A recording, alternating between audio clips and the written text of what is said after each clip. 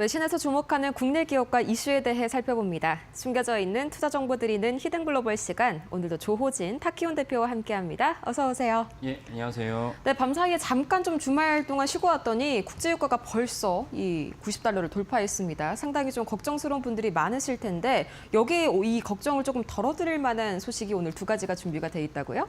예. 삼성전자가 지난주에 이제 갤럭시 S26에 대해서 출시를 했는데 네. 거기에 블룸버그가 이제 기사를 썼습니다. 네, 한번 기사 같이 보면서 블룸버그의 기사라고 하셨습니다. 이 갤럭시 S26 울트라 관련 기사죠. 자세한 내용도 함께 살펴보실까요? 이게 굉장히 다양한 그런 기능들로 굉장히 주목을 받고 있는 그런 이슈인데 특히나 이 프라이버시 디스플레이 이게 가장 큰 강점으로 좀 부각이 되고 있다고요. 예, 그러니까 적어도 블룸버그는 그렇게 주목을 했습니다. 그러니까 프라이버시 디스플레이라는 거는 우리가 이제 스마트폰을 볼 때 사실은 뭐 기차나 뒤에 엘리베이터에서 내 스마트폰을 갖다 누가 보고 있는 경우가 다반사죠. 그건 꼭 그 사람이 그 스마트폰 사용자의 정보를 알고 싶어서라기보다는 사람의 심리가 다른 사람이 보고 있으면 네. 거기다 눈이 가는 것이 일반적인 심리입니다. 예를 들면 그게 꼭 스마트폰에 국한된 게 아니고 요즘은 지하철에서 신문을 읽는 경우가 드물긴 하지만 예전에는 지하철 신문을 읽으면은 꼭 누군가 내 신문을 보고 있어요. 그건 이제 옆 사람의 무엇을 보고 있는지 궁금한 것보다는 자기가 그냥 그 뭔가를 갖다 읽고 싶은 그런 어떤 욕구가 있기 때문에 예전에는 신문을 읽었다면 전철에서 딴 사람의 스마트폰을 갖다 들여다보는 것이 그냥 일상입니다. 그쵸. 그래서 하지만 스마트폰 사용자 입장에서는 그걸 신경 쓰이니까 그걸 갖다가 이제 그 보완해주는 기술을 갖다 삼성전자가 내놓았습니다.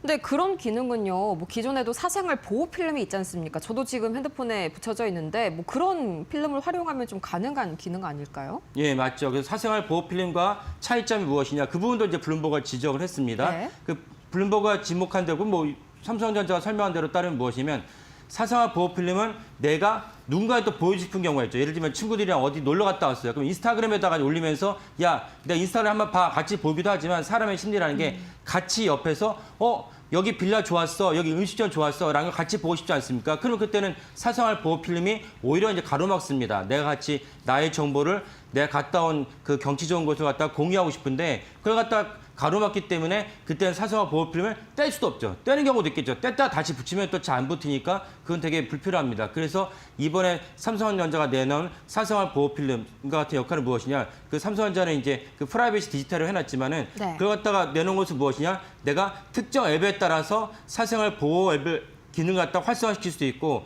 특정 앱은 사생활 보호 기능을 비활성화시킵니다. 그럼 예를 들면 내가 내 보여줬던 사진을 갖다 갤러리를 갖다 보여주고 싶으면 사생활 보호 기능을 갖다가 정지시키면 친구들에게 또 부모님들에게 이번에 갔다 왔는데 너무 좋았어요. 이번에 이 집을 갔다 너무 맛있더라고요. 한번 볼까? 라고 하면 쭉 보여주는 것도 편한데 예를 들면 우리가 주로 이제 업무용을 할 수 있는 이메일을 본다든지 또 화면에 보신 분들 많은 분들이 일상에서 업무에 쓰겠지만 슬랙이라고 있습니다. 업무 지시하는 대표적인 앱인데 슬랙 같은 경우는 이제 사생활 보호 기능을 갖다가 활성화시켜 놓으면은 내 뒤에 엘리베이터 타고 있는 사람이든지 전철에서 내 옆에 있는 사람이 나의 어떤 그 스마트폰을 볼 수 없게 된다. 그래서 앱별로 그 사생활 보호 기능을 활성화 또는 비활성화시킬 수 있는 것이 이번에 삼성전자 갤럭시 S26의 가장 큰 장점이라고 이제 블룸버그가 보도했습니다. 아, 필름을 붙이면은 그냥 화면 안에 있는 모든 게 다 그냥 차단이 돼버리는 거잖아요. 근데 이거는 어플별로 따로따로 이걸 관리를 할 수가 있다고 하니까 정말 좀 혁명적이다 이렇게 생각을 해볼 수가 있는 부분인 것 같습니다. 또 중요한 게 소비자들이 배터리 충전 이 문제를 또 굉장히 많이 크게 보잖아요. 여기도 많이 좀 개선이 됐을까요? 예.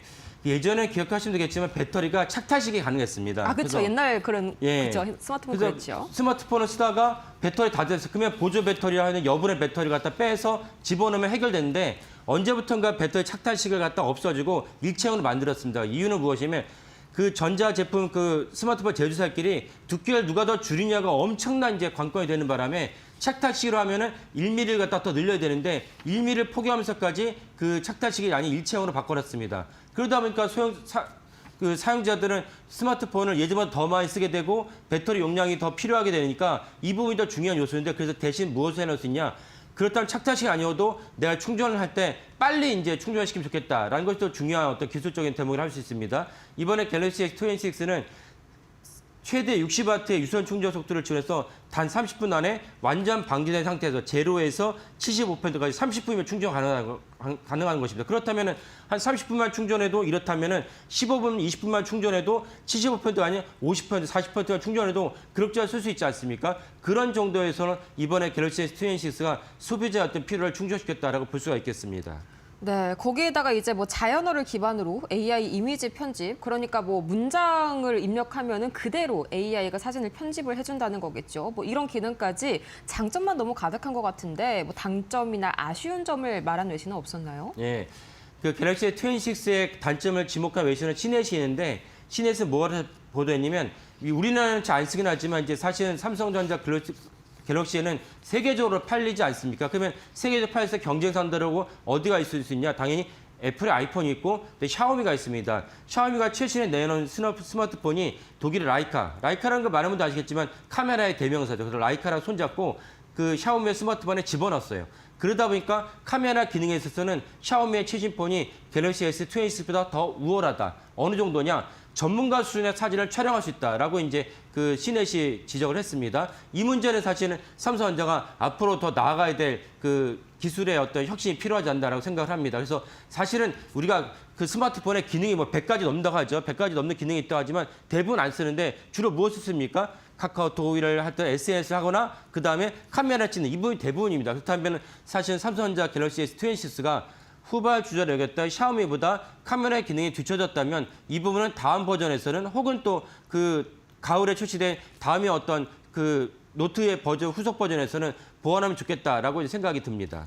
네, 뭐 카메라보다는 앞서 말해줬던 장점들이 훨씬 단점을 좀 압도하는 이번 신제품이 아닌가 싶습니다. 근데 다만 좀 걱정이 되는 부분은 지난주 금요일이었죠.